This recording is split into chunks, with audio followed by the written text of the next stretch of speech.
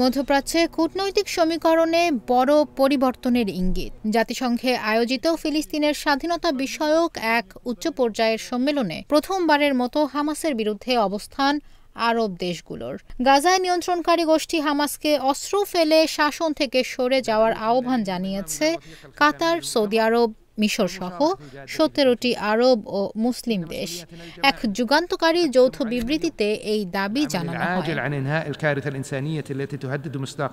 মঙ্গলবার প্রকাশিত যৌথ বিবৃতিতে বলা হয়, গাজার যুদ্ধ অবসান এবং একটি স্বাধীন ফিলিস্তিন রাষ্ট্র গঠনের স্বার্থেই হামাসকে শাসন ছেড়ে আন্তর্জাতিকভাবে স্বীকৃত ফিলিস্তিনি কর্তৃপক্ষের হাতে ক্ষমতা হস্তান্তর করতে হবে।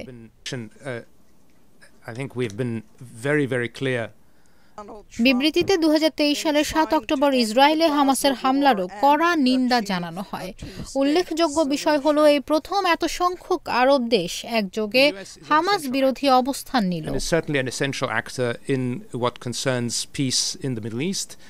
এই বিবৃতিকে ঐতিহাসিক ও অভূতপূর্ব বলে মন্তব্য করেছেন ফ্রান্সের পররাষ্ট্রমন্ত্রী জন-নোয়েল ব্যারট। তিনি বলেন, আরব দেশগুলোর এমন সম্মিলিত অবস্থান এই প্রথম দেখা গেল, যা ভবিষ্যতে ইসরায়েলের সঙ্গে সম্পর্ক স্বাভাবিক করার দিকেও ইঙ্গিত দিচ্ছে।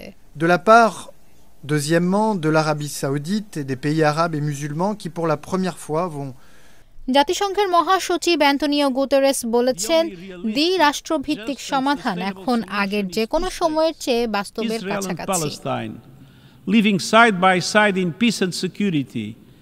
এদিকে ফ্রান্স ঘোষণা দিয়েছে, সেপ্টেম্বরে ফিলিস্তিনকে রাষ্ট্র হিসেবে স্বীকৃতি দেবে তারা।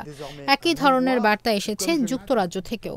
প্রধানমন্ত্রী কিয়ার স্টারমার বলেন, ইসরায়েল নির্দিষ্ট শর্ত না মানলে তারাও সেপ্টেম্বরে ফিলিস্তিনকে রাষ্ট্র হিসেবে স্বীকৃতি দেবে।